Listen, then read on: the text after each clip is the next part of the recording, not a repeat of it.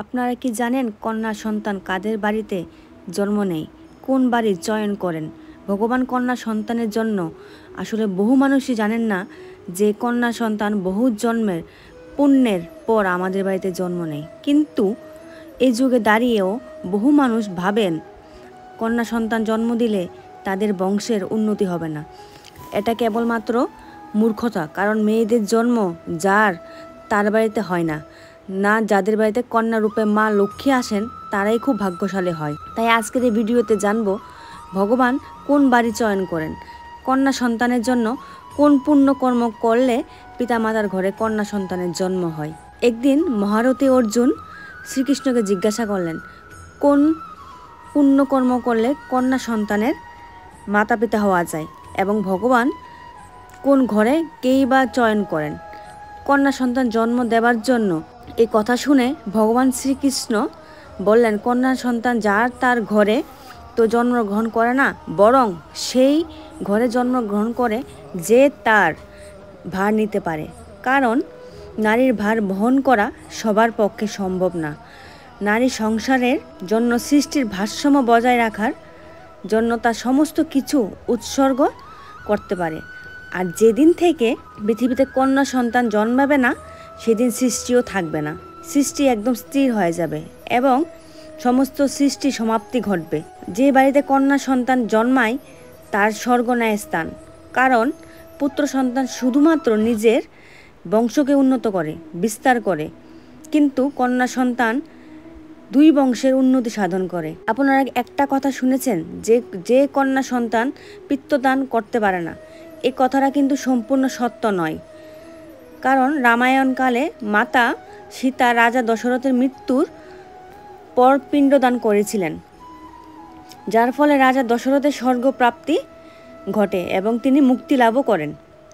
আমাদের শাস্ত্রে বলা হয়েছে যে একটি মেয়ে তার বাবার পিণ্ডদান করতে পারবেন এবং শ্বশুরবাড়িতেও যদি কোনো পুত্র সন্তান না থাকে তাহলে পুত্রবধূ পিণ্ডদানের অধিকার লাভ করে।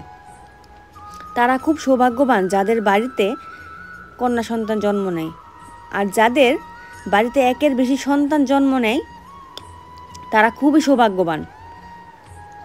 ভগবান সবার ঘরে কন্যা সন্তান দেন না, ভগবান ঘরেই দেন যিনি তা লালন পালন করতে পারবেন।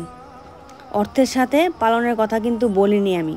যিনি গরিব হয়েও তার সন্তানের সমস্ত দায়িত্ব পালন করবেন, তার খুশির কথা ভাববেন, সঠিক চিন্তা ও সঠিক শিক্ষাদান করতে পারবেন, ভগবান তাদের ঘরেই কন্যা সন্তান দেন। কেন ভগবান শ্রীকৃষ্ণ বলেছিলেন যে নারীর ভার সবার পক্ষে নেওয়া সম্ভব না? তাহলে আমাদের আগে জানা উচিত নারীর সৃষ্টির রহস্য সম্পর্কে। এটা জানা হলেই আমরা এই প্রশ্নের উত্তর পেয়ে যাব। এই সমগ্র সৃষ্টি করতে ভগবানের সময় লেগেছিল মাত্র একদিন, কিন্তু নারীকে সৃষ্টি করতে গিয়ে ব্রহ্মাজির 7 দিন সময় লেগেছিল। 7 দিন বলা ভুল, তারও বেশি। নারী সৃষ্টি করার সময় কেন ব্রহ্মাজি ঘাবড়ে যায়? এমন কি হয় নারী সৃষ্টির সময় 7 দিন সময় লাগার পরও নারী রচনা সম্পূর্ণ হয়নি? তখন দেবতা অধৈর্য হয়ে জিজ্ঞাসা করেছিলেন যে, হে প্রভু, আপনি সম্পূর্ণ সৃষ্টিকে একদিনে রচনা করেছেন, তাহলে নারী সৃষ্টিতে এত দেরি কেন?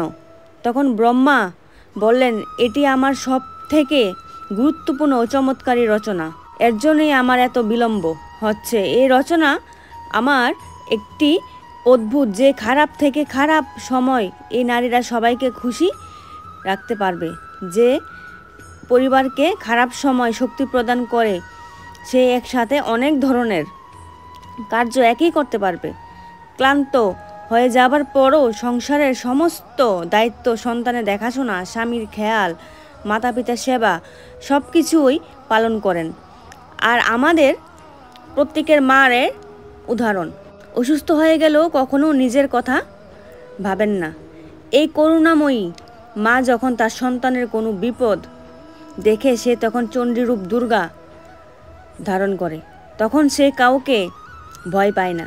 এই কথা শুনে দেবতারা অবাক হয়ে ব্রহ্মাজিকে জিজ্ঞাসা করে, হে প্রভু, কাজ কি নারীর 2 হাতের, কি পারবেন? তখন ব্রহ্মাজি বলেন, হ্যাঁ, বংশ একটা ভুল। যে নারী আমার গুরুত্বপূর্ণ রচনা, তার কাছে কোনো কাজই অসম্ভব নয়। তখন দেবতারা বললেন, যে নারীর চোখ থেকে জল পড়ছে কেন? তখন ব্রহ্মাজি বললেন যে এটা হচ্ছে নারীর সব থেকে বড় শক্তি, যা দিয়ে নারীরা সব কিছু জয় করতে পারবেন। নারী অশ্রু, প্রেম ও করুণার প্রতীক। তখন দেবতারা বললেন, কি অদ্ভুত রচনা আপনার, এর মধ্যে কোনো কিছুরই কমতি নেই। তখন ব্রহ্মাজি হেসে বললেন, না বৎস, এর মধ্যে একটি কমতি রয়েছে। সেটা হলো নারীরা কখনো নিজের গুরুত্ব বুঝবে না। হিন্দু ধর্মে নারীকে দেবীর অংশ বলা হয়। নারীকে মা অন্নপূর্ণা ও মাতা লক্ষ্মীর অংশ বলে মনে করা হয়। নারী ছাড়া শুধু বাড়ি কেন, সম্পূর্ণ সৃষ্টিও পরিপূর্ণ হতে পারে না। যে বাড়িতে নারীকে সম্মান করা হয় না, সে বাড়িতে মাতা লক্ষ্মীর বাস করেন না। সে বাড়িতে কখনো অভাব অনটন, অশান্তি ছায়া দেখা যায় না। কিন্তু যে বাড়িতে একজন নারী বিনা কারণেই চোখের জল ফেলে, সে বাড়িতে কখনোই মা লক্ষ্মী বাস করেন না। তাহলে আমাদের কি করা উচিত? আমাদের বাড়িতে যে মা রয়েছেন, আমাদের যে কন্যা সন্তান রয়েছেন, তাদেরকে সম্মান করা উচিত। তাদের জন্য যথাযথ শিক্ষা ব্যবস্থা গ্রহণ করা উচিত এবং তাদের সম্পর্কে পরিপূর্ণ করার দায়িত্ব নেওয়া উচিত। যখন এই সমাজে সমস্ত নারী এগোবে, তখন কিন্তু আমাদের সমাজ এগোবে। আর এ পর্যন্তই থাক, আবার পরে নতুন কোনো তথ্য নিয়ে দেখা হবে। ভালো থাকবেন, সুস্থ থাকবেন।